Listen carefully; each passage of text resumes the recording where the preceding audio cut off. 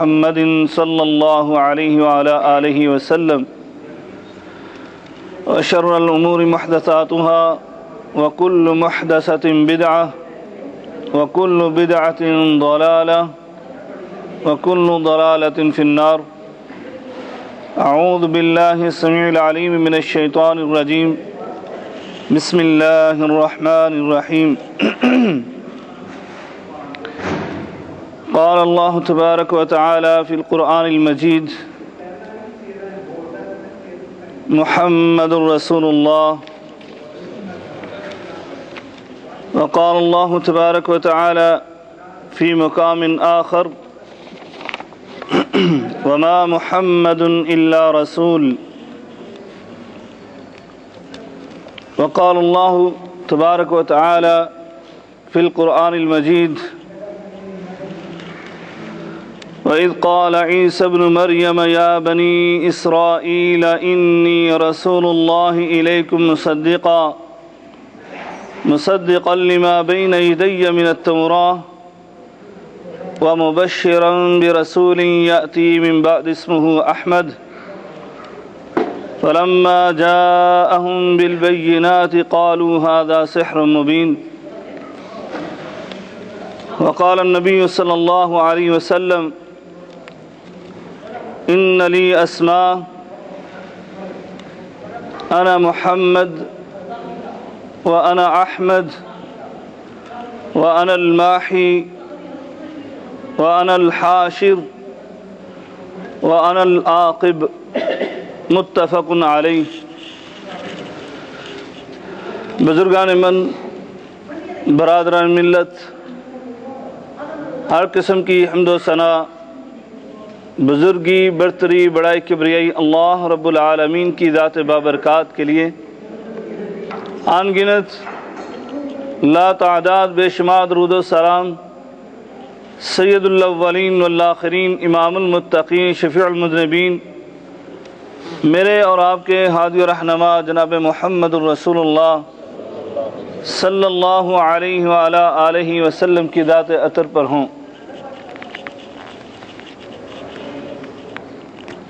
بھائیو، جیسا کہ آپ کے علم میں ہے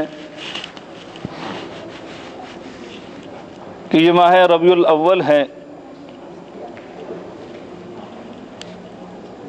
اور اس ماہ میں خصوصی طور پر نبی کریم رؤوف الرحیم صلی اللہ علیہ وسلم کی پاکیزہ سیرت کا تذکرہ کیا جاتا ہے اور مسلمان اپنی محبت کا اظہار کرتے ہیں. حقیقت بات تو یہ ہے کہ ہم مسلمان جب سے نبی کریم رؤوف الرحیم صلی اللہ علیہ وسلم آپ کی ولادت باسعادت ہوئی ہے، اس وقت سے لے کر آج تک، بلکہ رہتی دنیا تک، مسلمانوں کے لیے ہر مہینہ ماہ ربیع الاول ہی ہے. اس لیے کہ نبی کریم صلی اللہ علیہ وسلم سے محبت کرنا اور اپنی عقیدت کا اظہار کرنا وہ کسی دن، وہ کسی رات، وہ کسی گھڑی، کسی لمحے اور کسی ماہ و سال کے ساتھ مخصوص نہیں ہے، بلکہ ہمہ وقت نبی کریم صلی اللہ علیہ وسلم کے ساتھ محبت کرنا اور اس عقیدت کا اظہار کرنا مسلمان کے ایمان کا حصہ نہیں بلکہ عین ایمان ہے. نبی کریم صلی اللہ علیہ وسلم کی پاکیزہ سیرت کے سنہری اوراق جو کہ 63 برس پر محیط ہیں، اور آپ کی سیرت کے بہت سے پہلو ہیں۔ آپ کی پورے سیرت طیبہ کا تذکرہ آپ کی ولادت باسعادت سے شروع ہے اور قیامت تک جاری رہے گا، اور اس بات میں بھی کوئی مبالغہ نہیں ہے کہ آپ کی سیرت طیبہ کا اگر کوئی عالم ذکر کرنا چاہے، کوئی سیرت نگار احاطہ کرنا چاہے تو یقیناً اس کا حق ادا نہیں ہو سکتا۔ اس لیے ہم نے صرف آپ کی سیرت طیبہ سے آپ کے اسماء مبارکہ میں سے دو ناموں کا انتخاب کیا ہے کہ آج کیوں نہ ان دو ناموں کی روشنی میں ہم اپنی محبت کا اظہار کریں، کہ جس سے ہم عقیدت رکھتے ہیں، جس کے ساتھ ہمیں پیار ہے، جس کے ساتھ ہمیں محبت ہے، وہ ہستی وہ کتنی بابرکت ہے اور کس فضائل و شمائل اور محاسن اور محامد کی حقدار ہے، اور اس کے اندر کیا کیا خوبیاں موجود ہیں، کہ آپ کے یہ دو اسماء آج صرف اور صرف ان کا معنی اور مفہوم میں آپ کے سامنے رکھنا چاہتا ہوں۔ نبی کریم صلی اللہ علیہ وسلم جیسے ہی آپ کی ولادت باسعادت ہوتی ہے، آپ کے دادا عبد المطلب نے آپ کا نام محمد صلی اللہ علیہ وسلم رکھا۔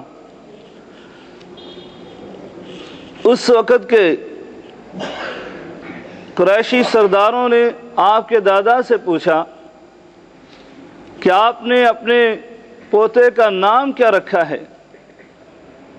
دادا نے جب یہ نام ذکر کیا تو سب تعجب کرنے لگے، حیران اور پریشان ہونے لگے، اور انہوں نے اپنے اس تعجب کا اظہار اس انداز سے کیا کہ عبد المطلب، تو نے اپنے باپ دادا کے اسماء کو چھوڑ کر تم نے معاشرے میں مقبول ناموں کو ترک کر کے یہ ایک عجیب نام کیوں رکھا ہے؟ دو مختلف روایات آتی ہیں۔ ایک روایت میں تو یہ آتا ہے کہ دادا نے کوئی جواب نہیں دیا، بلکہ اپنے پوتے کو اٹھا کر لائے اور ان کے سامنے پیش کر دیا، کہا اس کو دیکھو، اس کے چہرہ کو دیکھو اور بتلاؤ میں اگر اس کا نام یہ نہ رکھوں تو کیا رکھوں؟ اور دوسری روایت کے الفاظ یہ ہیں کہ آپ نے ان کے سامنے یہ کہا کہ میرا دل یہ چاہتا ہے کہ میں نے اس کا نام اس لیے یہ رکھا کہ آسمان پہ بسنے والی مخلوقات، آسمان پہ رہنے والے، وہ بھی اس کی تعریف کریں، اور اس کائنات پہ بسنے والے لوگ بھی اس کی تعریف کریں۔ محمد صلی اللہ علیہ وسلم یہ حمد سے مشتق ہے، یعنی اس کا مادہ روٹ ورڈ جو ہے وہ حمد ہے۔ حمد سے یہ اسم مفعول اور مبالغے کا صیغہ ہے، جس کا معنی یہ ہے کہ بہت زیادہ تعریف کیا گیا، اس کائنات میں بہت زیادہ جس کی تعریف کی جائے۔ تعریف اس محمود کی جاتی ہے جس کے اندر بہت سی خوبیاں اور اوصاف ہوں، بہت سی صفات ہوں، اور جب ہم نبی کریم صلی اللہ علیہ وسلم کے اس نام کو سنتے اور دیکھتے ہیں، اور پھر آپ کی پاکیزہ سیرت کے حوالے سے کتابوں کی ورگردانی کرتے ہیں تو ہمیں پتہ چلتا ہے کہ نبی کریم صلی اللہ علیہ وسلم اسم بامسمہ تھے، کیونکہ آپ کی ذات تمام خوبیوں کا مجموعہ تھی۔ آپ کی ذات میں جہاں پر سخاوت تھی وہاں پر عدالت بھی تھی، وہاں پر خطابت و ریاضت تھی، وہاں پر فصاحت و بلاغت تھی، وہاں پر شجاعت و بصالت تھی، وہاں پر تلاوت بھی تھی، سلاست اور تراوت بھی تھی، وہاں پر عبادت بھی تھی، ریاضت بھی تھی، وہاں پر حلیمیت بھی تھی، کریمیت بھی تھی، وہاں پر اخلاق بھی تھا، اخلاص بھی تھا، کردار بھی تھا، ایثار بھی تھا۔ یقین جانیے کہ وہ نبی کریم صلی اللہ علیہ وسلم کی ذات میں زہد بھی تھا، تقوی بھی تھا، للہیت بھی تھی، خشیت بھی تھی۔ نبی کریم صلی اللہ علیہ وسلم کی ذات میں اس کائنات کے اندر جس خوبی کو خوبی کہا جاتا ہے وہ خوبی میرے نبی کریم رؤوف الرحیم صلی اللہ علیہ وسلم کے اندر موجود تھی۔ نبی کریم صلی اللہ علیہ وسلم کی ذات بابرکات کے اندر اللہ رب العالمین نے تمام خوبیوں کو اتم درجے میں، اکمل ترین شکل میں رکھ دیا تھا تاکہ نبی کریم صلی اللہ علیہ وسلم وہ تمام خوبیوں کا مجموعہ بن کر اسم بامسمہ ہو جائیں اور آپ کی تعریف کی جائے۔ حقیقت بات ہے، آپ جب نبی کریم صلی اللہ علیہ وسلم کی تعریف پر غور و فکر کرتے ہیں تو ہمیں نظر آتا ہے کہ نبی کریم صلی اللہ علیہ وسلم کی جتنی تعریف کی گئی، جتنی خوبی اور جتنی آپ کی صفات کو بیان کیا گیا، اتنی تعریف کسی اور کی نہیں ہوئی۔ بلکہ آپ قرآن کو اٹھا کر دیکھیں، آپ احادیث کو اٹھا کر دیکھیں، آپ کو پتہ چلے گا کہ اللہ رب العالمین جو اس کے خالق ہیں، اس کے مالک ہیں، وہ اللہ رب العالمین خود تعریف بیان فرماتا ہے، اور تعریف بھی اس انداز سے 1,00,000 اور 24,000 کم و بیش انبیاء علیہم السلام میں سے کسی اور کی اتنی تعریف نہیں ہوئی اور اس انداز سے نہیں ہوئی۔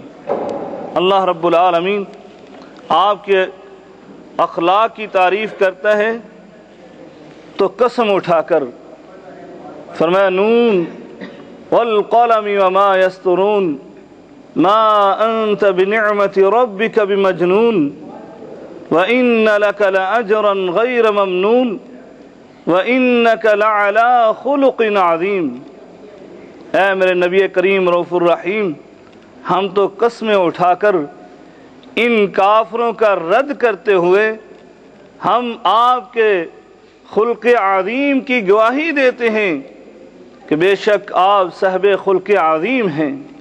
میرے نبی کریم صلی اللہ علیہ وسلم کی یتیمی کا تذکرہ ہوتا ہے تو اللہ رب العالمین قسم اٹھا کر فرماتے ہیں والضحى واللیل اذا سجا ما ودعك ربك وما قلا وَلَلْآخِرَةُ خَيْرٌ لَكَ مِنَ الْأُولَى وَلَسَوْفَ يُعْطِيكَ رَبُّكَ فَتَرْضَى أَلَمْ يَجِدْكَ يَتِيمًا فَآوَى وَوَجَدَكَ ضَالًّا فَهَدَى وَوَجَدَكَ عَائِلًا فَأَغْنَى فَأَمَّا الْيَتِيمَ فَلَا تَقْهَرْ وَأَمَّا السَّائِلَ فَلَا تَنْهَرْ وَأَمَّا بِنِعْمَةِ رَبِّكَ فَحَدِّثْ۔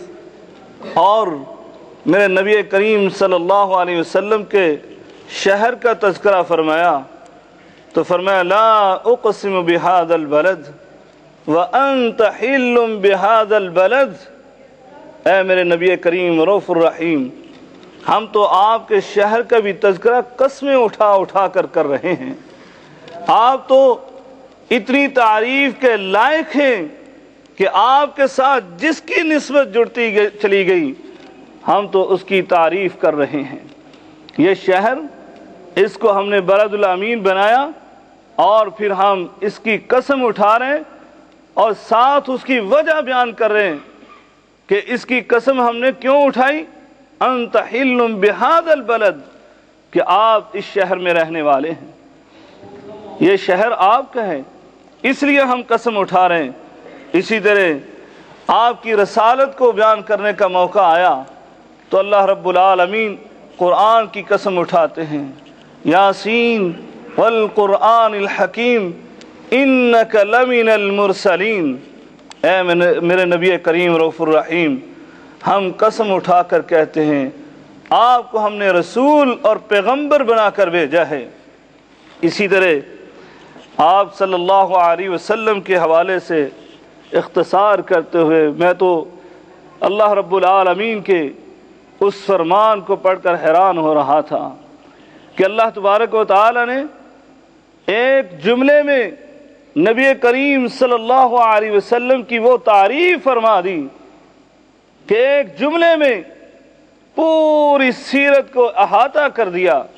فرمایا اے میرے نبی کریم رؤوف الرحیم لعمرک انہم لفی سکرتہم یعمہون، ہم تو آپ کی پوری زندگانی کی قسم اٹھا کر کہتے ہیں، یہ کافر جو ہیں یہ شرک کے نشے میں مدہوش، ہم آپ کی پوری زندگانی کی قسم اٹھا رہے ہیں۔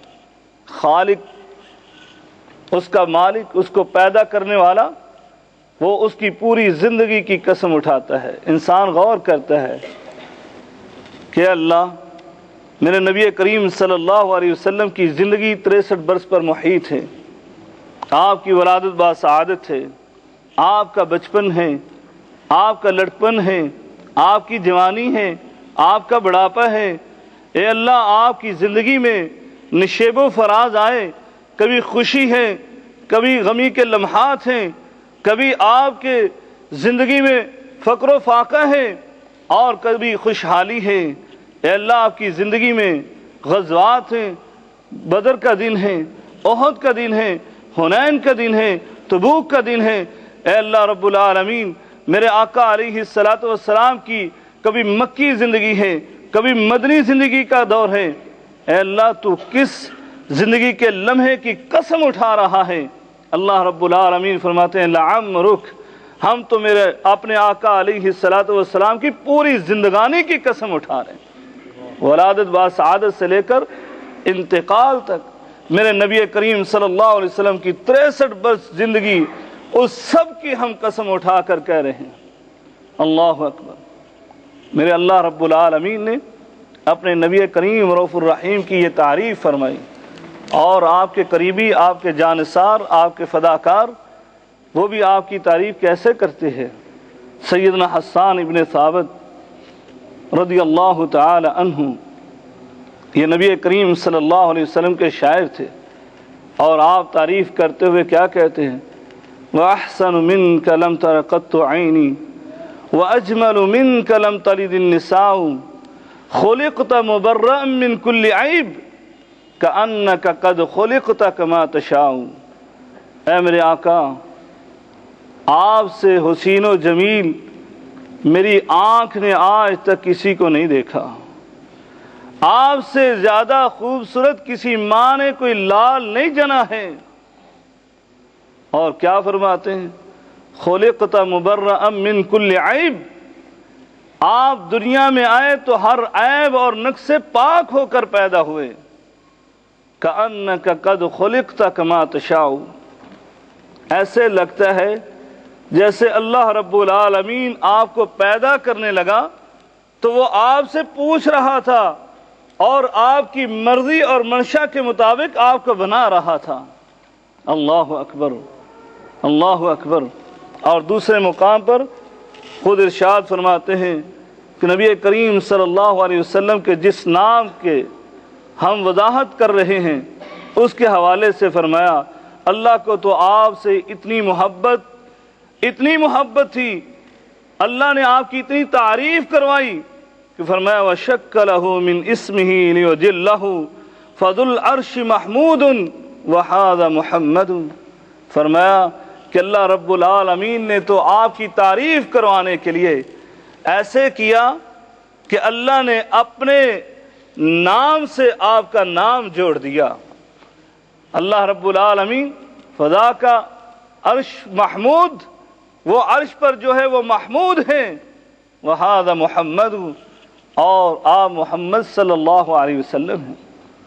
اللہ تبارک و تعالی سورۃ الانشراح میں ارشاد فرمایا وَرَفَعْنَا لَكَ ذِكْرَكَ، اے میرے نبی کریم رؤوف الرحیم، ہم نے آپ کی تعریف کروانے کے لیے آپ کے ذکر کو بلند کر دیا، ہم نے آپ کے ذکر کو بلند کر دیا۔ کتنا بلند کر دیا؟ میرے آقا علیہ الصلوۃ والسلام نے حضرت جبرائیل علیہ الصلوۃ والسلام سے پوچھا اس آیت کا معنی اور مفہوم کیا ہے؟ حضرت جبرائیل نے کہا میں اللہ سے پوچھ کر بتاؤں گا۔ پوچھ کر آئے اور اللہ رب العالمین نے کہا میرے جبریل جا کر بتا دو میرے محبوب کو اس آیت کا معنی اور مفہوم یہ ہے ذکرت معی، جہاں جہاں میرا ذکر ہوگا وہاں وہاں تیرا بھی ذکر ہوگا، یعنی جہاں میری خدائی ہوگی وہاں پر تیری مصطفائی ہوگی، جہاں جہاں لوگ میری وحدانیت کا ڈنکا بجائیں گے وہاں وہاں تیری رسالت کا بھی اعلان کریں گے۔ آپ دیکھ لیں مؤذن اذان کہتا ہے جہاں پر وہ اللہ کی کبریائی کو بیان کرتا ہے اللہ اکبر، اور اللہ کی وحدانیت کا اعلان کرتا ہے کہ اشہد اللہ الہ الا اللہ، وہیں پر وہ جب تک میرے نبی کریم رؤوف الرحیم صلی اللہ علیہ وسلم کی رسالت کی گواہی نہیں دیتا اس وقت تک آذان مکمل نہیں ہوتی۔ اشہد ان محمد رسول اللہ جب تک یہ نہیں کہے گا اس وقت تک اس کی آذان ہی مکمل نہیں ہے۔ بلکہ دائرہ اسلام میں داخل ہونے کے لیے غیر مسلم ہے، اسلام کے اندر داخل ہونا ہے تو اس کو جہاں اللہ کی توحید کا اعلان کرنا ہے وہاں میرے نبی کریم صلی اللہ علیہ وسلم کی رسالت کا اقرار بھی کرنا ہے۔ لا الہ الا اللہ محمد الرسول اللہ، یہ ہے اس کا معنی اور مفہوم کہ وَرَفَعْنَا لَكَ ذِكْرَكَ ذُكِرْتَ مَعِي، اے میرے نبی کریم رؤوف الرحیم میں نے آپ کا ذکر اتنا بلند کر دیا کہ جہاں جہاں میرا نام لیا جائے گا وہاں وہاں پر تیرا نام بھی لیا جائے گا۔ میں تو حیران ہو رہا تھا، اپنے وہ اللہ خالق مالک، اس نے تو ان کی تعریف کے لیے پورا قرآن نازل فرما دیا، آپ کے جانثار آپ کی تعریف کے آپ کے قصیدے پڑھ رہے ہیں۔ آپ تاریخ اٹھا کر دیکھیں، نبی کریم صلی اللہ علیہ وسلم کے حوالے سے غیر مسلموں نے، دشمنوں نے، انہوں نے بھی لب کشائی کی تو مجبور ہو گئے ہیں۔ جیسے کہ ہندوستان بر صغیر کا رہنے والا ایک ہندو ہری چند، وہ کیا کہتے ہیں، کس نے ذروں کو اٹھایا اور صحرا کر دیا۔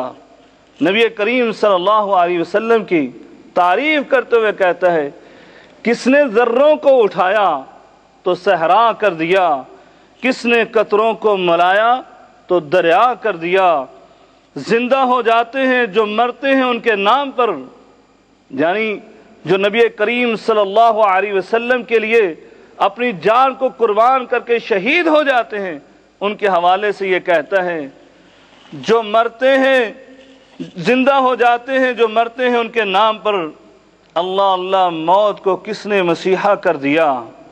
یہ ہندو ہے اور آپ صلی اللہ علیہ وسلم کے بارے میں اپنے جذبات کا اظہار اس طرح کرتا ہے۔ ایک اور بولا تلوک چند، کہتا ہے مبارک پیشوا ہے مسلمانوں، آپ کتنے خوش نصیب ہیں کہ آپ اس ہستی کے پیروکار ہیں جن کے بارے میں ہمارے دین اسلام اور ہمارے دشمن، ہمارے دین اسلام مذہب کے دشمن، وہ بھی ہمارے آقا علیہ الصلوۃ والسلام کی تعریف کرتے ہوئے الفاظ کہنے پر مجبور ہیں۔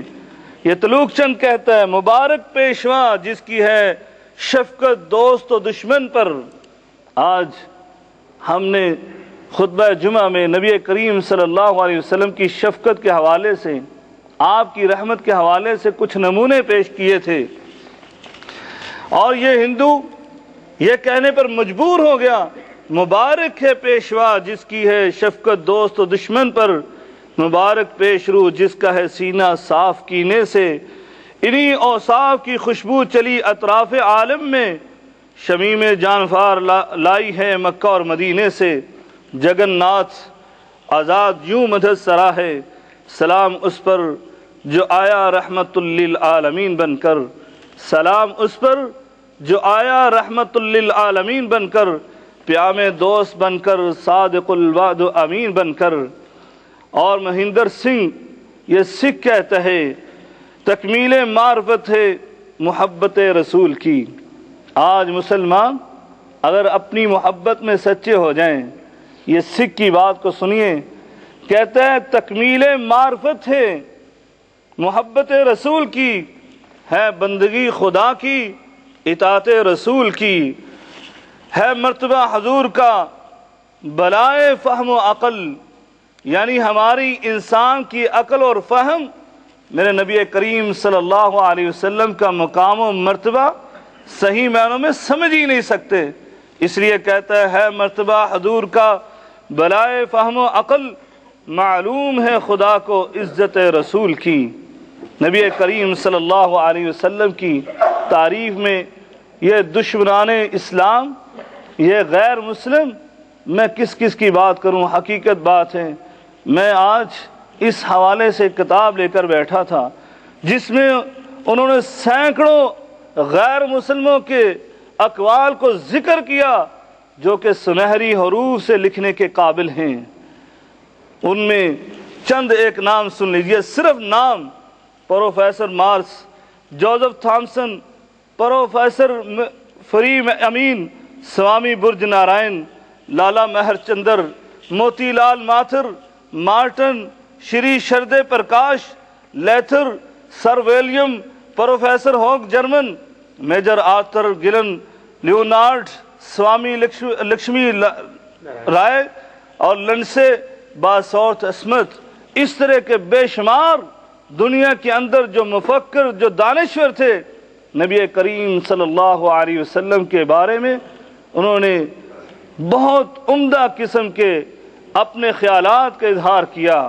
حقیقی بات ہے سوامی لکشمی رائے، ان کی بات میں پڑھ رہا تھا، انہوں نے کیا کہا: مجھے افسوس ہوتا ہے ان رائٹروں پر، ان لوگوں پر کہ جن کا قلم تعصب سے پاک نہیں ہے، اور جب وہ نبی کریم صلی اللہ علیہ وسلم پر لکھنے کے لیے بیٹھتے ہیں اور ان کا قلم جو ہے اس ہستی کے بارے میں کچھ ایسی ہرزہ سرائی کرے کہ جو دنیا کے عقل کے اندھے لوگ بھی اس کا انکار کریں، اس طرح کا اظہار کرتا ہے اور کہتا ہے اگر نبی کریم صلی اللہ علیہ وسلم کے ہاتھ میں سارا کنٹرول ہوتا تو عرب کی سرزمین اور عرب کے صحراؤں پر ایک بھی قطرہ خون کا نہ بہتا۔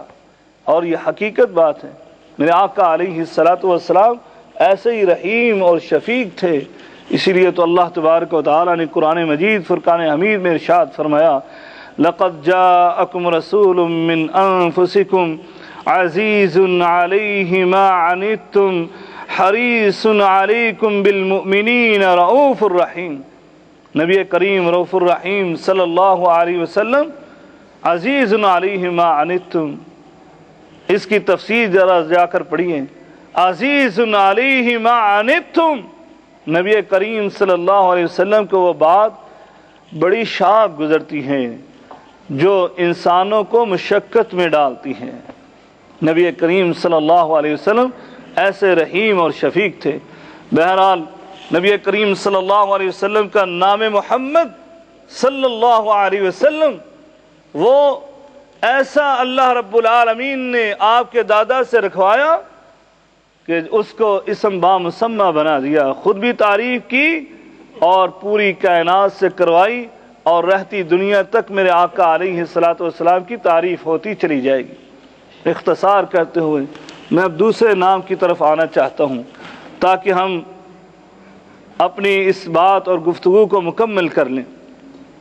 دوسرا نام، جیسا کہ میں نے آغاز خطبہ میں قرآن مجید کی فرقان حمید کی ایک آیت آپ کے سامنے تلاوت کی، حضرت عیسیٰ علیہ السلام نے بنی اسرائیل کو مخاطب کر کے کہا، اے بنی اسرائیل، میں تمہاری طرف اللہ کا رسول بن کر آیا ہوں، اور حضرت موسیٰ کی تصدیق کرنے والا، اور ساتھ ہی آپ نے یہ ارشاد فرمایا کہ میں تمہیں بشارت دینے کے لیے بھی آیا ہوں۔ بشارت کیا دی؟ فرمایا میرے بعد رسول آنے والا ہے اور اس کا نام احمد ہوگا۔ اور انجیل کے اندر بھی نبی کریم صلی اللہ علیہ وسلم کا نام احمد یہ موجود ہے، اور آپ حیران ہوں گے، احمد کا نام یہ بھی حمد سے مشتق ہے۔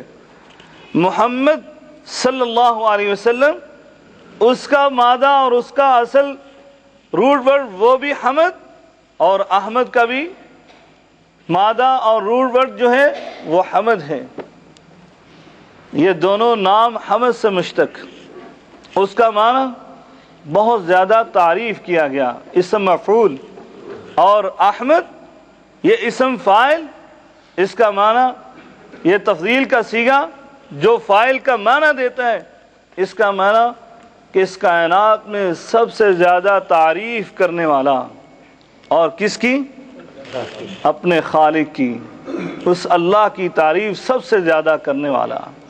میرے آقا علیہ السلام نے جیسے پہلا نام اسم با مسمہ تھا، دوسرے نام میں بھی آپ نے حق ادا کر دیا۔ نبی کریم صلی اللہ علیہ وسلم نے سب سے زیادہ اپنے خالق اور مالک کی تعریف بیان فرمائی۔ کس انداز سے؟ صحابہ اکرام رضوان اللہ علیہم اجمعین بیان کرتے ہیں۔ سیدنا حذیفہ رضی اللہ تعالیٰ عنہ فرماتے ہیں، ایک دن میں مسجد نبوی میں آیا، کیا دیکھا؟ آقا علیہ السلام نماز پڑھ رہے تھے، تہجد ادا کر رہے تھے۔ میں بھی اپنی قسمت پر ناز کرتا ہوا نبی کریم صلی اللہ علیہ وسلم کے ساتھ کھڑا ہو گیا۔ اب نماز تہجد انفرادی نہیں رہی، با جماعت ہو گئی۔ میرے آقا علیہ السلام نے آپ نے سورہ فاتحہ پڑھنے کے بعد سورہ البقرہ کی تلاوت شروع کی، اور نبی کریم صلی اللہ علیہ وسلم پڑھتے جا رہے ہیں۔ حضرت حذیفہ کہتے ہیں میں نے دل میں خیال کیا آقا علیہ السلام 100 آیات تک تلاوت کریں گے، کہتے ہیں لیکن میرے آقا اپنی روٹین میں 100 آیات کو پڑھتے ہوئے کراس کر گئے۔ پھر میں نے یہ سوچا کہ آقا علیہ السلام اس سورہ مبارکہ کو ختم کر کے رکوع کریں گے، لیکن اللہ اکبر، یہ احمد تھے، اس لیے آپ نے کیا کیا؟ سورہ بقرہ ختم کی اور سورہ نساء شروع فرما دی۔ آپ نے سورہ نساء کی تلاوت کی اور آپ نے اس سورہ کو بھی مکمل پڑھا، یہاں تک کہ وہ سورہ ختم ہوئی تو آپ پھر دوبارہ واپس آئے اور پھر آپ نے سورہ آل عمران پڑھنا شروع کر دی۔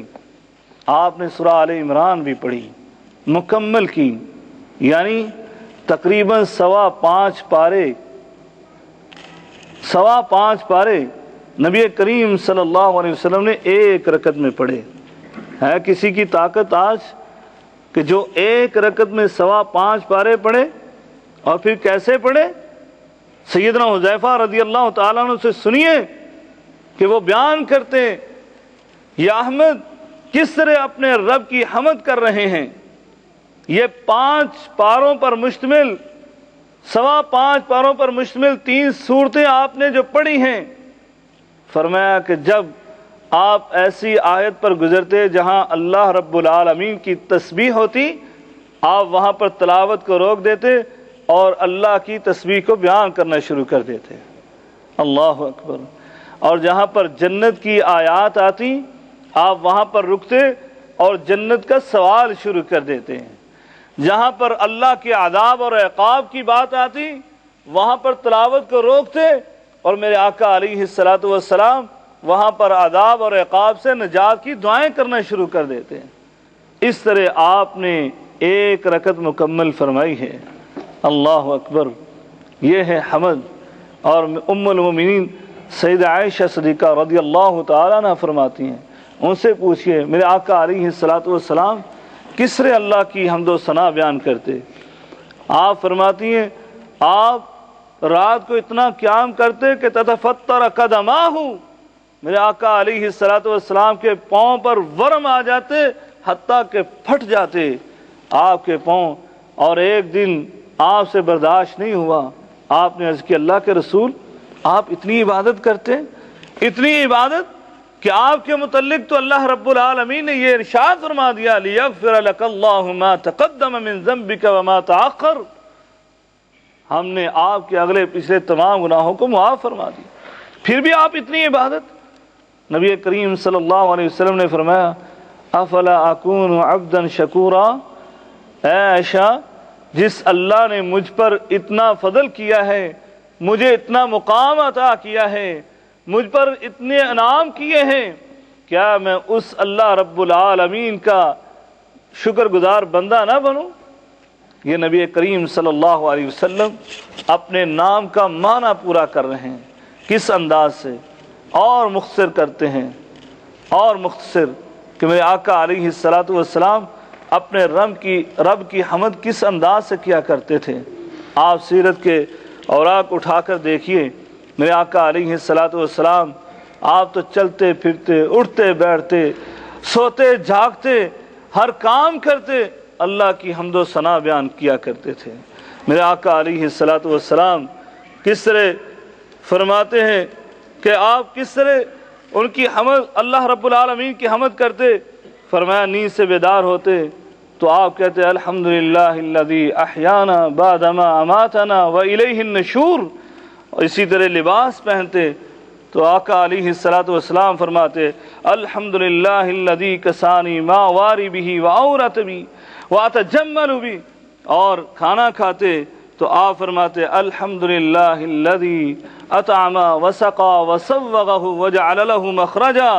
بیت الخلاء سے فارغ ہوتے تو آپ اللہ کی حمد بیان کرتے ہوئے کہتے غفرانک الحمدللہ الذی اذهب عن العذاب وعافانی، چھینک آتی تو آپ کہتے الحمدللہ۔ یعنی مختصر یہ کہ میرے آقا علیہ الصلوۃ والسلام تو ہر زندگی کے لمحے اور موڑ پر اپنے رب کی حمد کو بیان کیا کرتے تھے، اپنے رب کی حمد بیان کرتے تھے۔ بھائیوں یہ وہ ہستی ہے جس کے نام اس کی فضیلت پر، اس کے مقام پر دلالت کرتے ہیں۔ ایک طرف تعریف ہو رہی ہے، دوسری طرف حمد ہو رہی ہے۔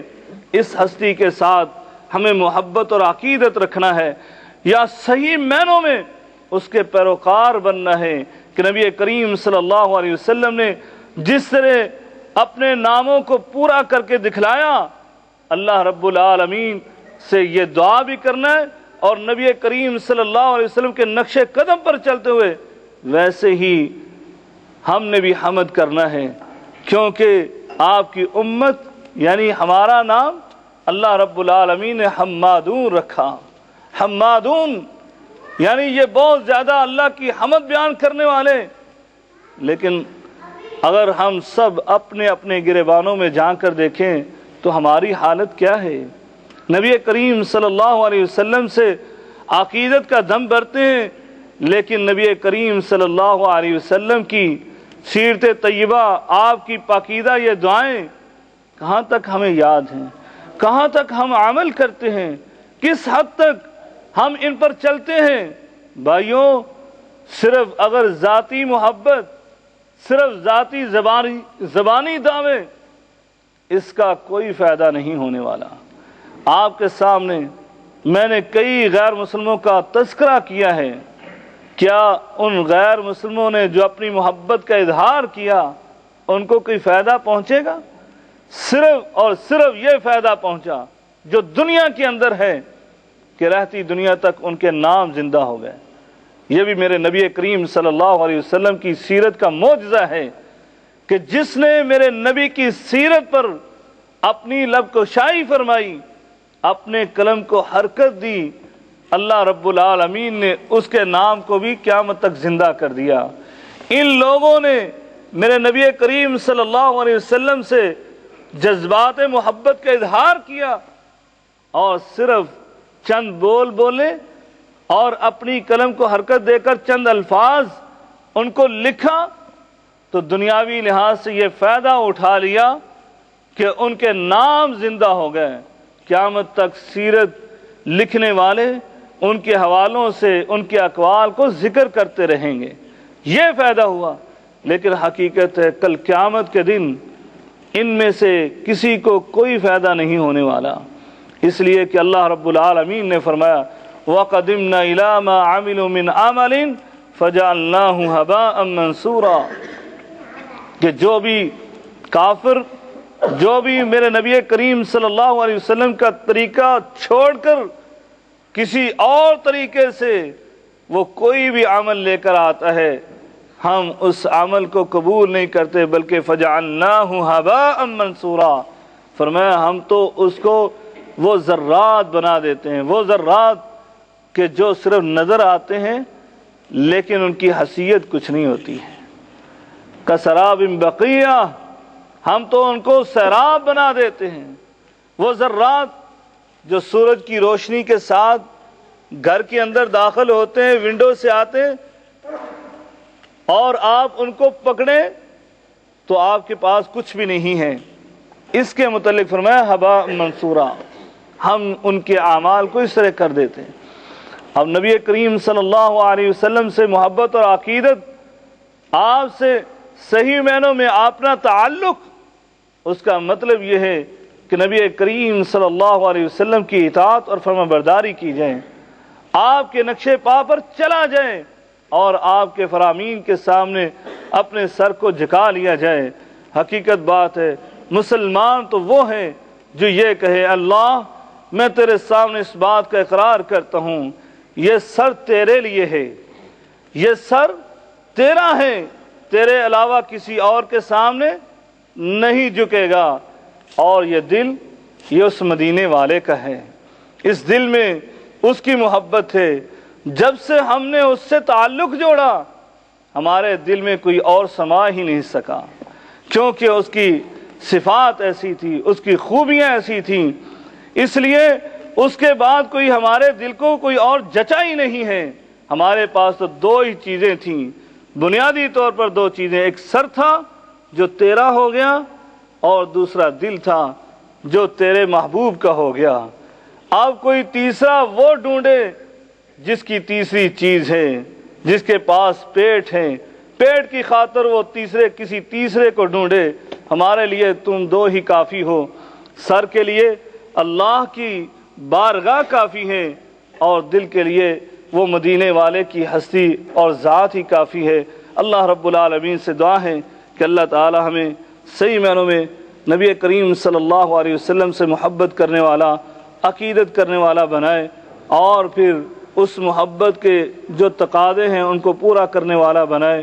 وَخُدَاؤْنَا الْحَمْدُلِلَّهِ رَبِّ الْعَالَمِينَ۔ میں نے شروع میں یہ اظہار کیا تھا کہ مسلمان جو ہیں ان کے لیے جب سے نبی کریم صلی اللہ علیہ وسلم کی ولادت باسعادت ہوئی ہے اس وقت سے لے کر قیامت تک کے لیے ہر دن یا ہر ماہ، ہر گھڑی، ہر لمحہ وہ خوشی و مسرت کا لمحہ ہے۔ ہم نبی کریم صلی اللہ علیہ وسلم کی ولادت باسعادت پر یعنی ہمیشہ خوش ہیں، یہ نہیں ہے کہ سالانہ طور پر یا کسی ایک ماہ، کسی ایک دن، کسی ایک رات کو ہم اپنی محبت کا اظہار کریں، یہ تو اغیار کی سازش ہے۔ انہوں نے اس انداز سے ہمارے اندر یہ کچھ ایام، یہ کچھ دن ڈال دیے کہ جن کا نام خاص رکھ دیا گیا کہ یہ ماں کا دن ہے، یہ باپ کا دن ہے، یہ استاد کا دن ہے، یہ شاگرد کا دن ہے، یہ تمہارے نبی کا دن ہے، اور باقی پورے 364 دن وہ تم ان کے ساتھ جیسا مرضی سلوک کرو، تمہارا دل چاہے جیسا مرضی کرتے رہو، صرف ایک دن ان کے نام پر منا لو اور اپنے آپ کو تسلی دے لو کہ ہم نے اپنا حق ادا کر لیا۔ اسلام سراسر اس کی نفی کرتا ہے۔ اسلام کہتا ہے یہ سارے جن کے حقوق جس طرح ہمارے اوپر بیان کر دیے گئے ہم نے ویسے ہی ادا کرنے، اور وہ سالانہ ادا نہیں کرنے بلکہ روزانہ کی بنیاد پر کرنے۔ تو ہمیں ہر روز ہمارے لیے تو خوشی ہے، ہر روز ہمارے لیے تو سعادت ہے اور خوشبختی ہے کہ نبی کریم صلی اللہ علیہ وسلم جیسا نبی اور رسول، ہادی و پیشوا رہنما ہمیں میسر آیا، اور ہمارے لیے قابل فخر ہے کہ ہم ان کی امت میں شامل ہیں۔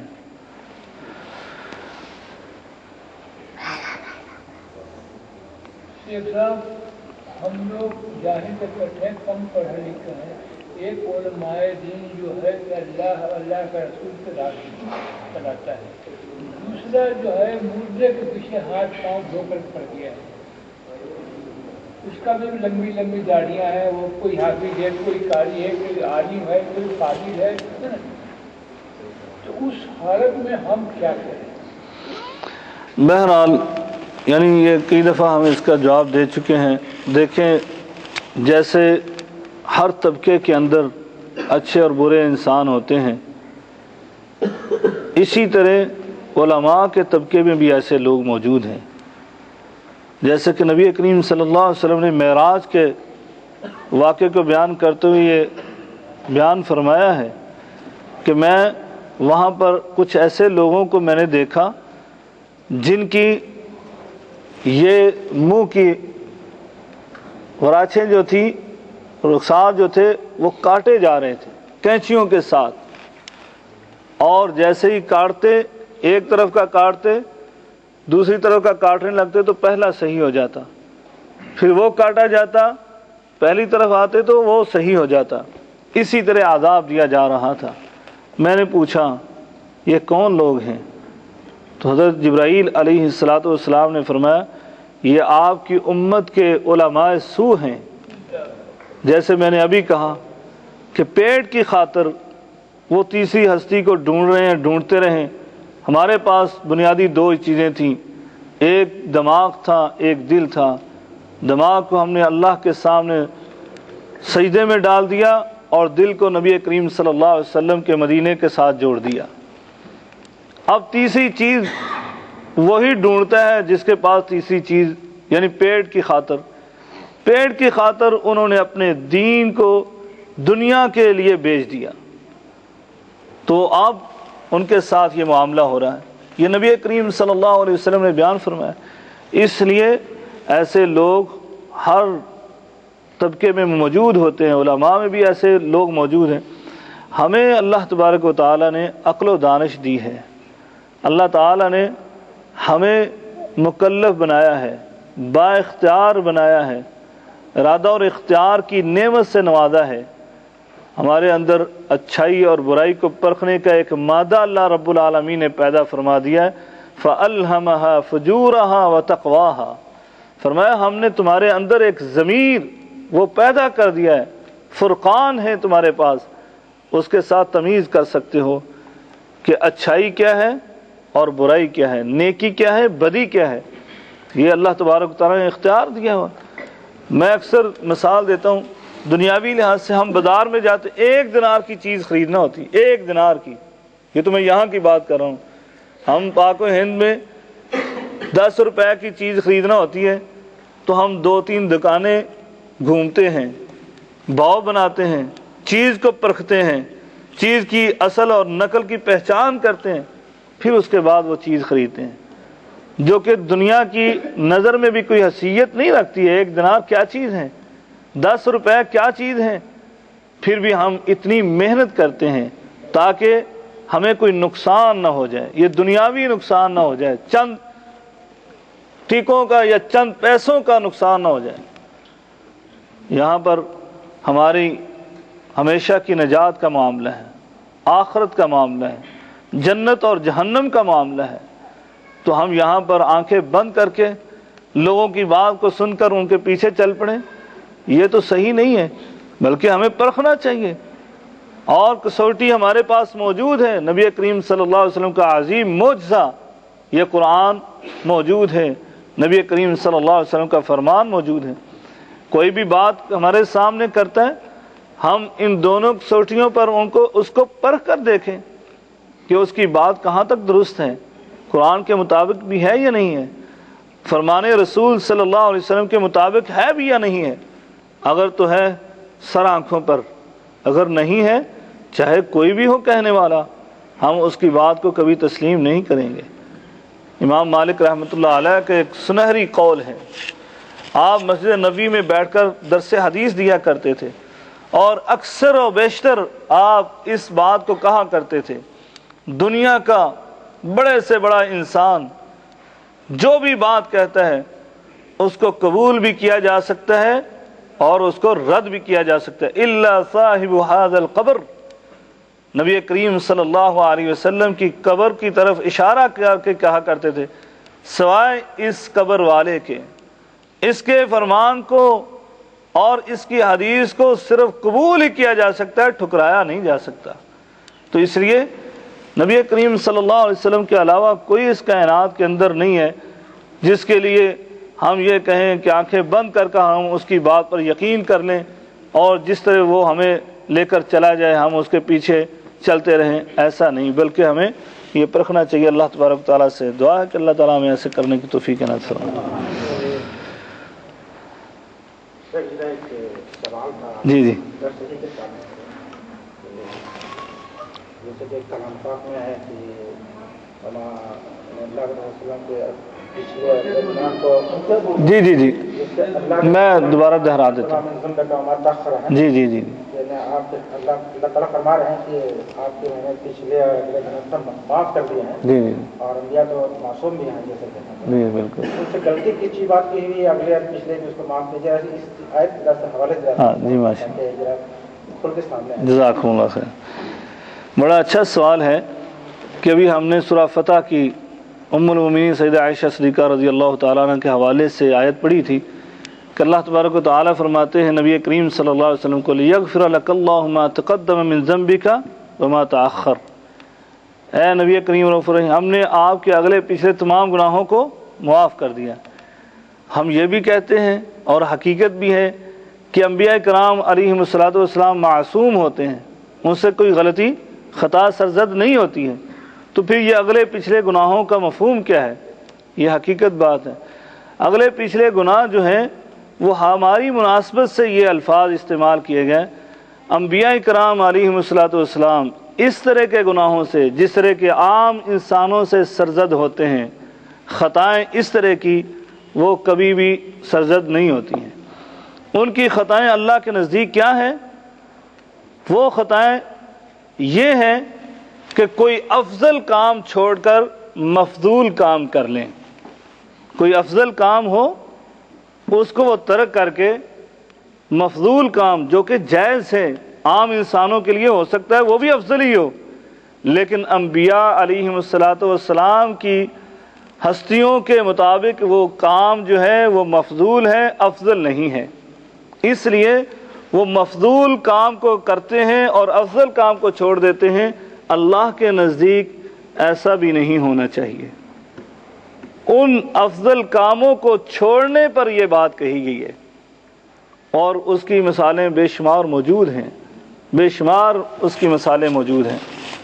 نبی کریم صلی اللہ علیہ وسلم ان کی مثالیں موجود ہیں۔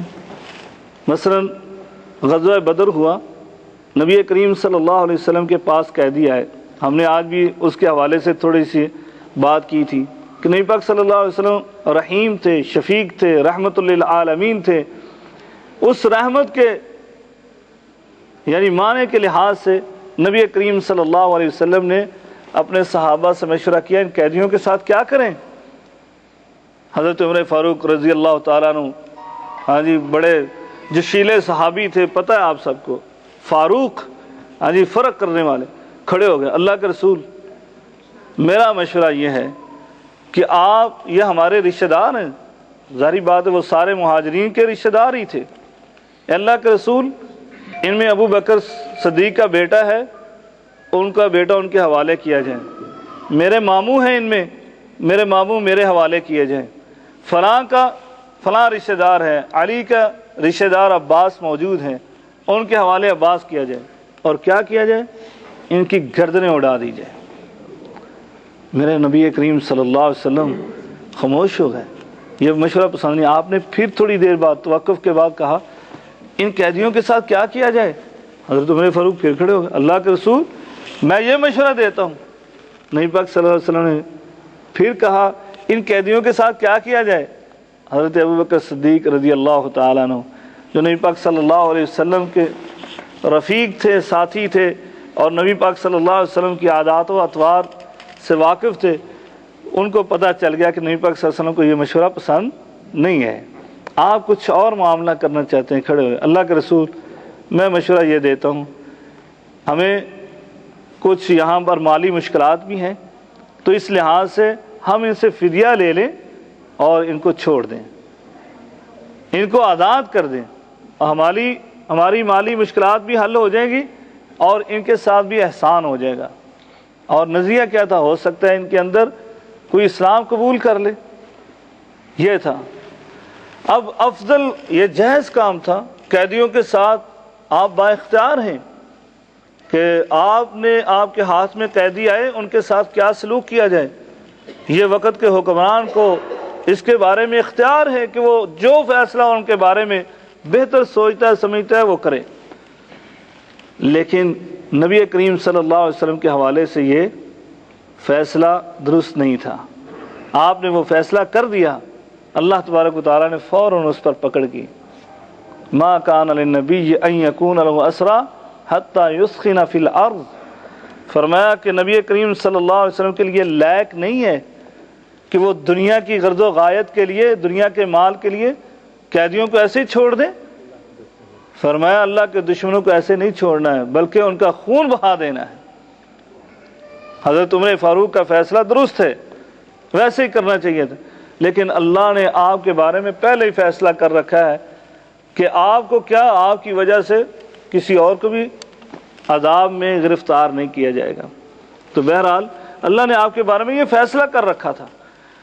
تو یہ جو کام تھا یہ اگرچہ جیسے میں نے کہا اختیار ہے وقت کے حکمران کو, سپہ سالار کو, وہ قیدیوں کے ساتھ کیا سلوک کرتا ہے, یہ جائز تھا.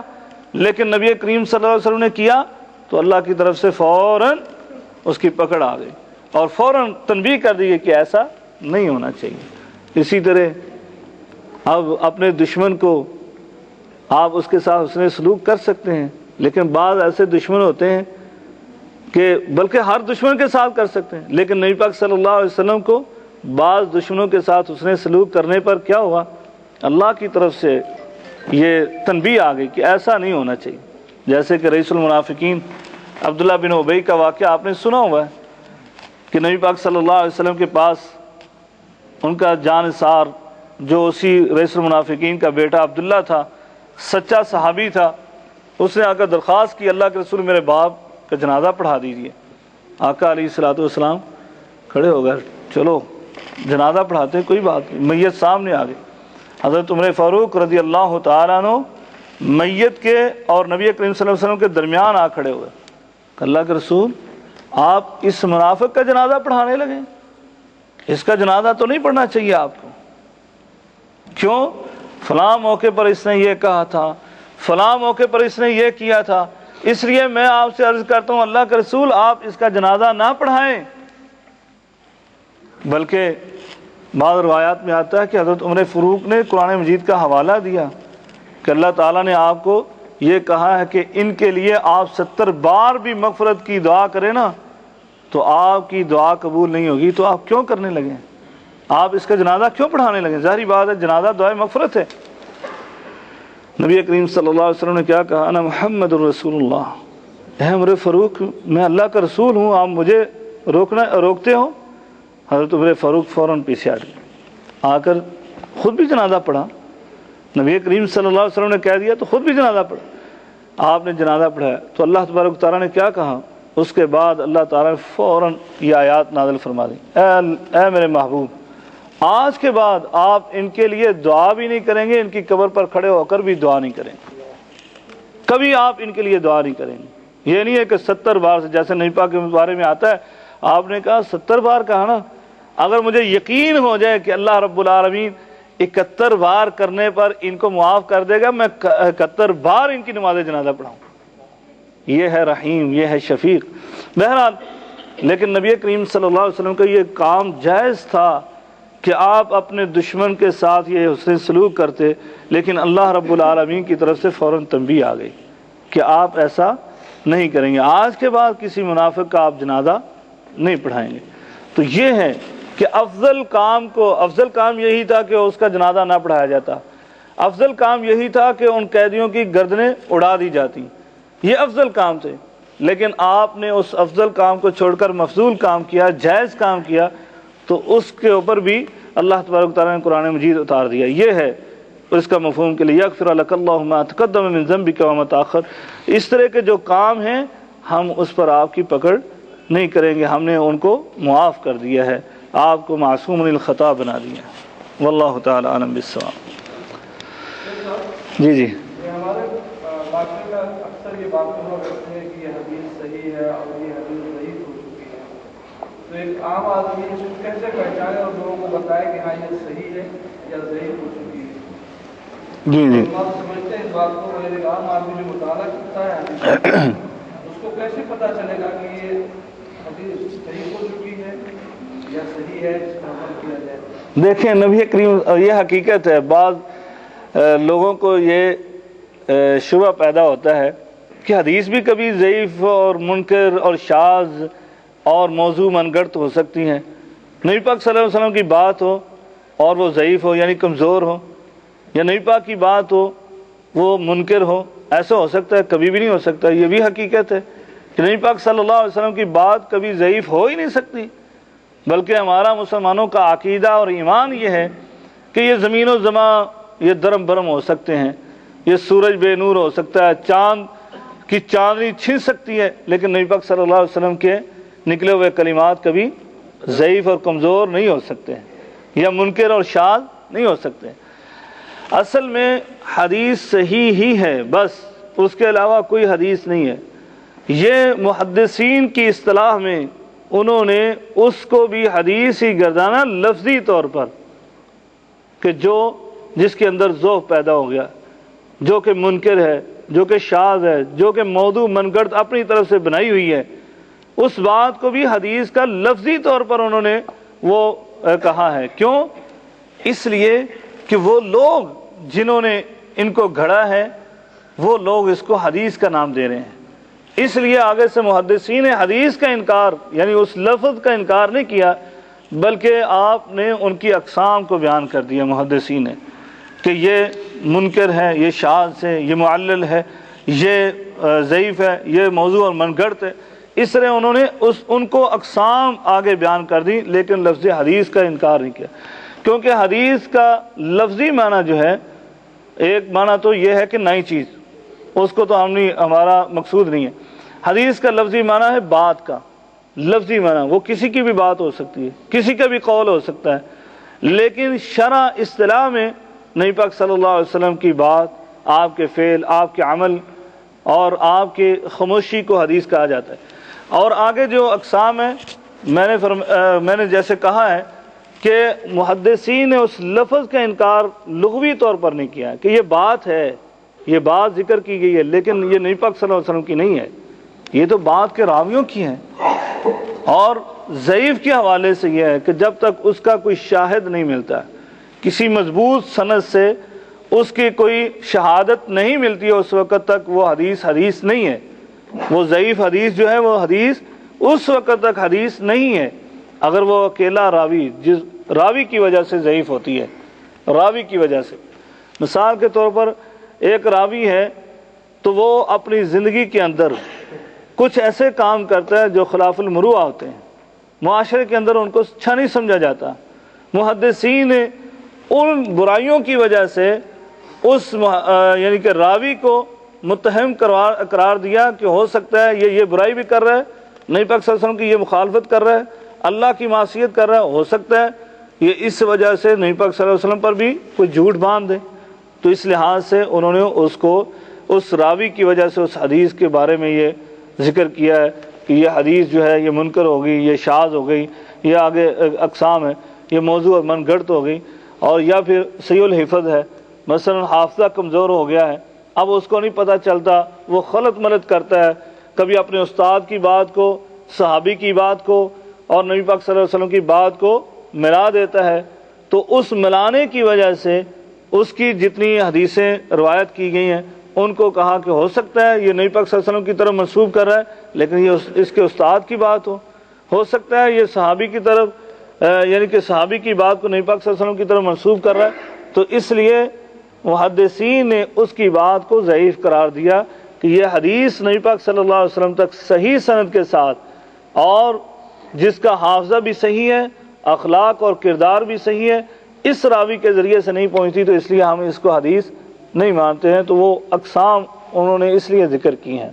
بہرحال اسی لیے جہاں پر ضعیف روایت کا ذکر آ جائے تو ہمیں وہ نہیں ماننا ہے، کیونکہ ہو سکتا ہے وہ نبی پاک صلی اللہ علیہ وسلم کی بات نہ ہو، اور منکر، شاذ، موضوع، من گڑت یہ تو بالکل سرے سے ہی ہم ان کو حدیث نہیں مانیں گے، یعنی نبی پاک صلی اللہ علیہ وسلم کا فرمان نہیں مانیں گے۔ لیکن ضعیف کے حوالے سے جیسے میں نے کہہ دیا، ضعیف کی اقسام ہیں کہ وہ کس طرح کا راوی اس کے اندر ہے، اگر مطابق ہے، شواہد ہیں، تو پھر اس کی حدیث حسن کے درجے کو پہنچ جاتی ہے، بسا اوقات وہ صحیح کے درجے کو پہنچ جاتی ہے۔ تو اس لحاظ سے وہ احادیث کی اقسام بیان کی گئی ہیں، تو ہمیں صحیح احادیث پر ہی نظر رکھنی چاہیے، ضعیف روایات کو جو ہے وہ ہمیں نظر التفات نہیں کرنا چاہیے۔ واللہ تعالی اعلم بالصواب۔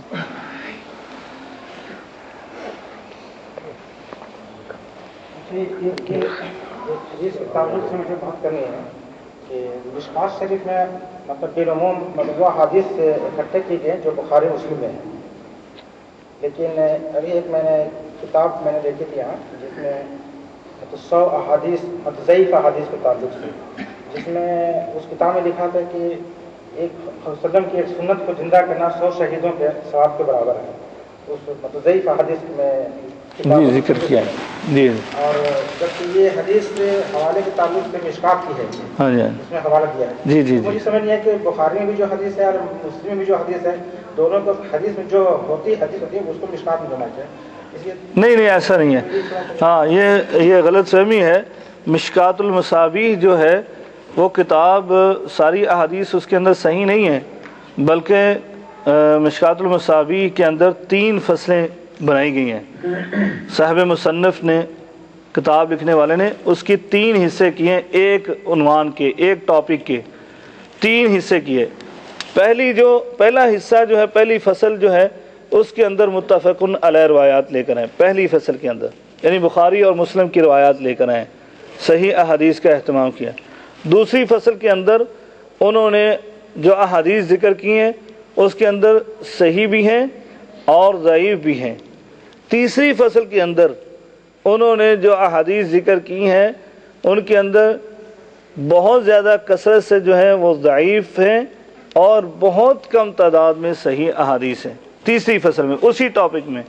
اس لیے مشکوٰۃ کی اگر آپ یہ کہیں کہ وہ بخاری اور مسلم کی، نہیں، ایسا نہیں ہے۔ بخاری اور مسلم کی اگر کسی کتاب کے اندر احادیث جمع ہیں تو وہ اللؤلؤ والمرجان ہے، اللؤلؤ والمرجان، کہ اس کتاب کے اندر وہ 2 جلدوں پر مشتمل ہے، دونوں کی احادیثیں جو ہیں، منتخب احادیثیں جو ہیں وہ ذکر کی گئی ہیں۔ باقی یعنی کہ یہ مشکوٰۃ جو ہے اس میں صرف بخاری اور مسلم کی نہیں، بہت ساری دوسری کتابوں کی جو احادیث ہیں وہ بھی اس کے اندر ذکر ہیں، سیاستہ کی بھی ہیں، موطا کی بھی ہیں، صحیح ابن حبان کی بھی ہیں، صحیح ابن خزیمہ کی بھی ہیں، مصنف عبدالرزاق بھی ہیں، شیبہ یعنی کہ مصنف ابن شیبہ کی بھی ہیں، اور دوسری جو احادیث کی کتابیں ہیں ان کی احادیث اس کے اندر ذکر کی گئی ہیں۔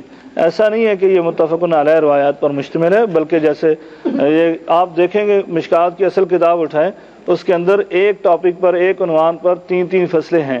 پہلی فصل کے اندر عمومی طور پر متفقن علیہ روایات بیان کی گئی ہیں، دوسری فصل کے اندر جیسے میں نے کہا کہ صحیح بھی ہیں، ضعیف بھی ہیں، اور تیسری فصل کے اندر زیادہ تر کثرت سے ضعیف ہی روایات ہیں، اور کہیں کہیں بھی ایک آدھی صحیح حدیث بھی ذکر کی گئی ہے۔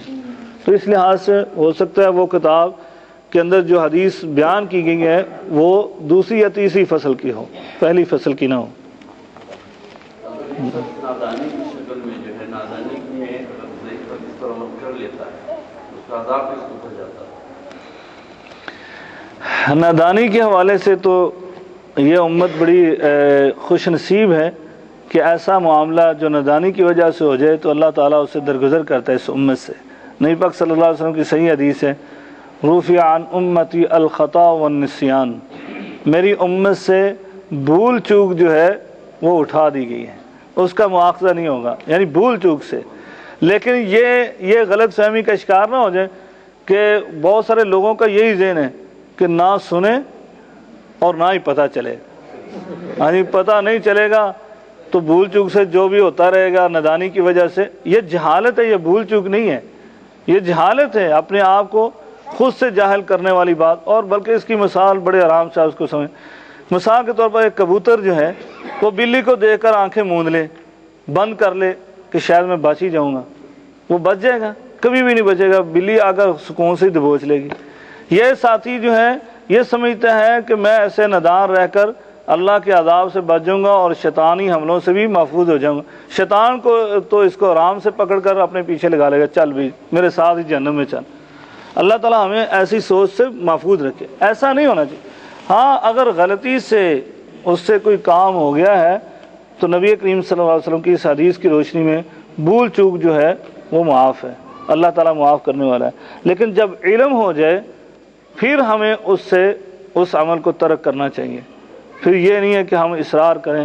اور اللہ کے بندوں کا یہ شیوہ بھی نہیں ہے۔ اللہ تعالیٰ نے قرآن مجید میں فرمایا کہ جیسے ہی ان کو پتہ چلتا ہے وہ فوراً اپنی غلطیوں سے رجوع کر لیتے ہیں، وہ اس پر ڈٹے نہیں رہتے، اصرار نہیں کرتے۔ تو اس لحاظ سے وہ معاملہ جو ہے اس کو چھوڑ دیں، اس کے بارے میں فکر مند نہ ہوں۔ انشاءاللہ العزیز آئندہ سے آپ صحیح راستے کو اختیار کریں تو اللہ تبارک و تعالیٰ وہ معاف کرے گا انشاءاللہ العزیز۔ واللہ تعالیٰ عالم بالصواب۔ جزاکم اللہ خیر۔ بڑا اہم سوال ہے، یعنی آپ نے خود ہی اس سوال میں نے جو الفاظ کہنے تھے وہ بھی کہہ دیے کہ ہمیں اخلاق ویسے دکھانا چاہیے، نہ کہ اس موقع پر صرف یہ مبارکباد کہہ دیں اور بس کافی ہے۔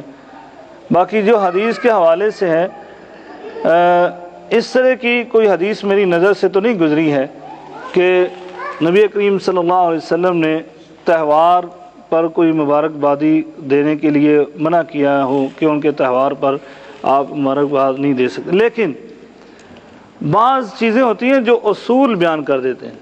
مثال کے طور پر ہم ایک دوسرے کو ملتے ہیں تو اسلام نے ہمیں حکم دیا ہے کہ آپ السلام علیکم ورحمۃ اللہ وبرکاتہ، یہ دعائیہ کلمات ایک دوسرے کو کہیں۔ افشوا السلام بینکم، بلکہ یہ بڑا درجے کا کام ہے۔ نبی پاک نے اس کو بنیاد کیا محبت کو بنیاد قرار دیا ہے جنت کی، ایمان کو بنیاد قرار دیا جنت کی۔ تو بہرحال اس اسلام کے حوالے سے نبی پاک صلی اللہ علیہ وسلم نے یہ فرمایا کہ آپ غیر مسلموں کو السلام علیکم کی ابتدا اور آغاز نہیں کریں گے، یہ سلامتی کی دعا نہیں کہیں گے۔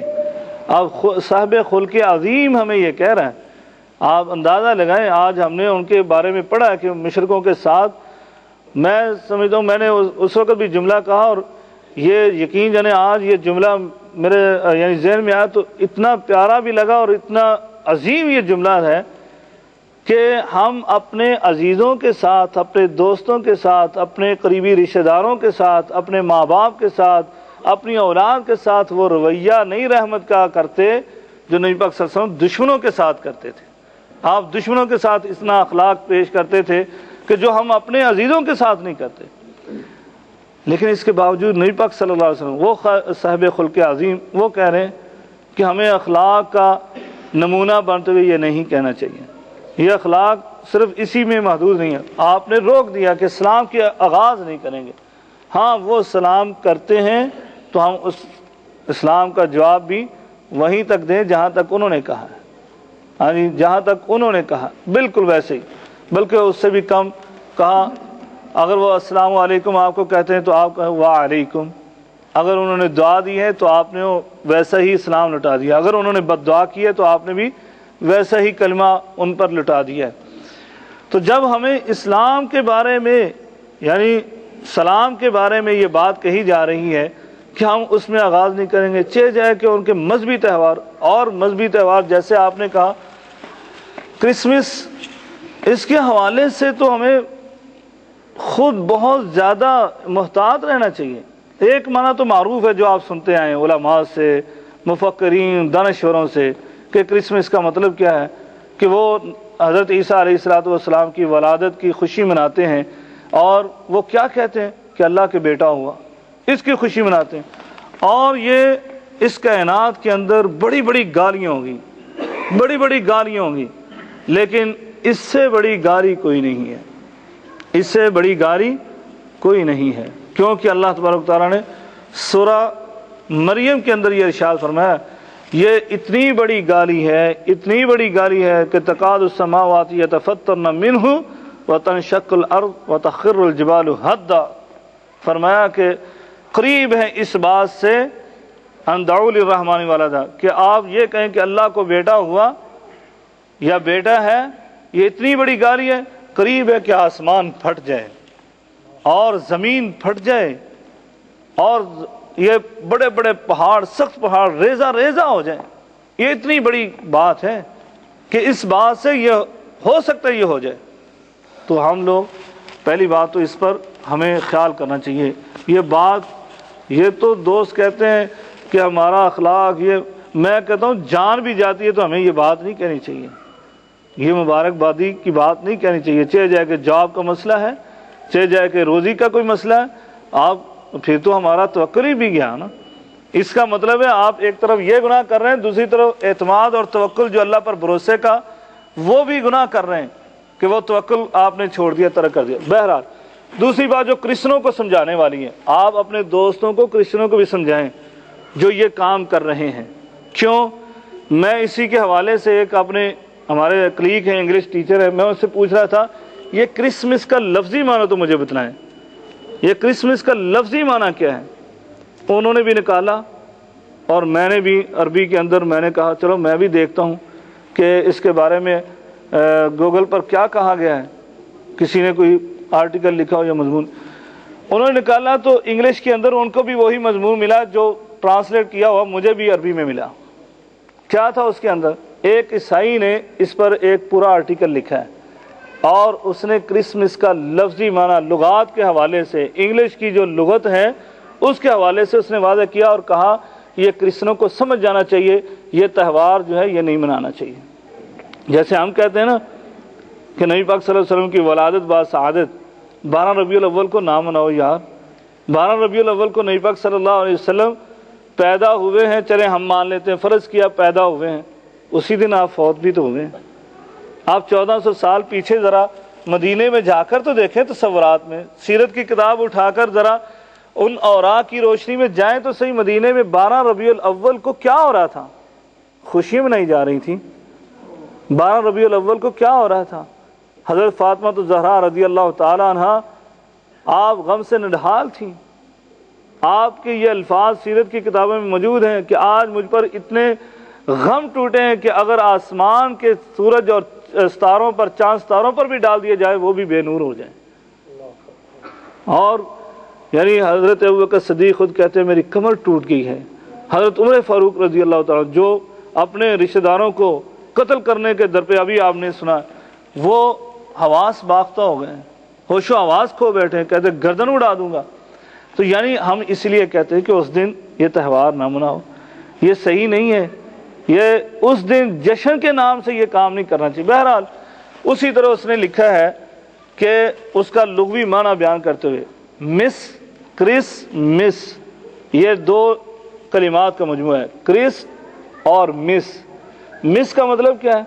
क्योंकि मिस कर देना, हम कहते हैं ना मिस कर गया यार, मिस कर गया मतलब ख़त्म हो गया, हाँ जी गुम हो गया।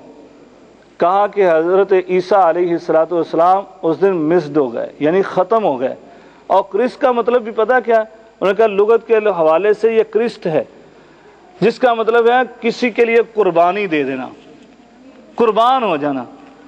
ये यहूदियों ने पकड़कर हज़रत ईसा अलैहिस्सलातु वस्सलाम को सूली पे लटका दिया, कुर्बान कर दिया। हज़रत ईसा ने कुर्बानी दे दी, ये कह लें। तो ये दोनों लफ्ज़ जो हैं, ये दोनों का माना ये बनता है कि हज़रत ईसा अलैहिस्सलातु वस्सलाम को कत्ल कर दिया गया, जो कि हमारे अकीदे के हवाले से वो भी गलत है। हम कहते हैं कि हज़रत ईसा को कत्ल नहीं किया गया। कुरान कहता है वमा क़तलूहु वमा सलबूहु, कि ना तो कत्ल किया ना उनको फांसी दिया। और हकीकत में जो सही ان کے حواری تھے وہ بھی یہی بات مانتے ہیں کہ حضرت عیسیٰ کو سولی پہ نہیں لٹکایا گیا تھا، اور یہودیوں نے اس دن جشن منایا تھا خوشی کا کہ ہم نے عیسیٰ کو قابو کر لیا اور پھانسی پہ لٹکا دیا۔ یہ 25 دسمبر کو جو کرسمس منایا جاتا ہے یہ یہودیوں نے خوشی کا دن منایا تھا، یہ جشن منایا تھا۔ عیسائی تو اپنی جہالت کی بنا پر وہ دن منائی جا رہے ہیں، یعنی اس نے، یہ کرسچن ہے لکھنے والا، اس نے اس کو ثابت کیا دلائل کے ساتھ کہ یہودیوں نے یہ دن منایا تھا۔ آج وہ عیسائیوں کے اندر اس انداز سے یعنی رائج کر دیا گیا کہ وہ خوشی کا دن منانے لگے۔ اور پھر قرآن مجید کی دلیل اس بات پر، یعنی قرآن مجید کی بھی دلیل ہے کہ حضرت عیسیٰ علیہ السلام اس دن پیدا ہو ہی نہیں سکتے۔ آپ عرب میں رہتے ہیں، آپ کے لیے وہ دلیل سمجھنا بڑا آسان ہے۔ سورہ مریم کے اندر ہی ہے کہ حضرت مریم جب حاملہ ہوئی تو کیا ہوا، وہ کھجور کے درخت پہ جا بیٹھی، اور کھجوریں لگی ہوئی تھی یا نہیں تھی؟ لگی ہوئی تھی۔ آج سردیوں کے موسم میں یہاں کھجوریں لگتی ہیں، یہ باہر کھجوریں ہیں، گرمیوں میں ہم نے دیکھا ہے ان پر کھجوریں لگی ہوتی ہیں، گرمیوں میں لگتی ہیں، سردیوں میں نہیں لگتی، سردیوں میں ہو ہی نہیں سکتی۔ تو تازہ کھجوریں آپ ہلا کر کھاتی تھیں، اس کا مطلب ہے حضرت عیسیٰ تو گرمیوں میں پیدا ہوئے ہیں، سردیوں میں تو پیدا ہو ہی نہیں سکتے۔ وہ گرمیوں کا کوئی جون جولائی کا مہینہ ہوگا جس میں پیدا ہوئے۔ یہ 25 دسمبر کو کون سی ولادت ہوئی؟ یہ حقیقت بات ہے، اس کی بات 100% ہے کہ اس دن صرف پھانسی ہوئی ہے، یعنی پھانسی بھی نہیں ہوئی ہے، ہم نہیں کہہ رہے، یعنی جو ان کا عقیدہ ہے۔ اور یہودیوں نے اس دن جشن منایا تھا۔ یہ یہودیوں کا جشن جو تھا وہ حضرت عیسیٰ کے پیروکاروں میں سمجھ لے کہ عیسائیوں میں یہ آ گیا۔ یہ ان کو بھی سمجھانا چاہیے، بھائی یہ آپ کا دن نہیں ہے، کیوں منا رہے ہیں؟ جو ہمارے قریبی ہیں، جو ہمارے دوست ہیں، ان کو سمجھانا چاہیے۔ تو اللہ تبارک و تعالیٰ اس کی ہمیں توفیق دے۔ بہرحال یہ مبارک بات کسی صورت میں ہمیں نہیں کہنی چاہیے، اس سے اجتناب بھی کرنا چاہیے۔ واللہ تعالیٰ جی جی جہاد اسلام کا رکن ہے، اللہ کے حکم اور نبی صلی اللہ علیہ وسلم اس کا طریقہ کیا ہے؟ یہ بڑا اہم سوال ہے، لیکن لمبا بھی بہت ہے کہ جہاد اللہ تعالیٰ کا حکم ہے، یہ حقیقت ہے۔ اللہ تعالیٰ نے نبی پاک کو بھی کہا، مسلمانوں کو بھی کہا کہ یہ جہاد کرتے رہو کافروں کے ساتھ، منافقوں کے ساتھ، لیکن یہ اس کی شروط ہیں، کچھ آداب ہیں، اس کو سامنے رکھتے ہوئے بنیادی شرط یہ ہے کہ جب کوئی کافر جو ہے وہ مسلمانوں پر حملہ آور ہو جائیں تو پھر ان کے جواباً میں یعنی دفاعی جنگ جو ہے وہ لڑی جائے، اس کو جہاد کہا جائے، اور وہ بھی وقت کا حکمران وہ اعلان کریں، اور ایک امیر کے تحت جو ہے، مختلف گروپوں کے تحت نہیں، ایک امیر کے تحت وہ جنگ لڑی جائے تو اس کو جہاد کہا جائے گا۔ واللہ تعالیٰ سبحانک اللہم و بحمدک۔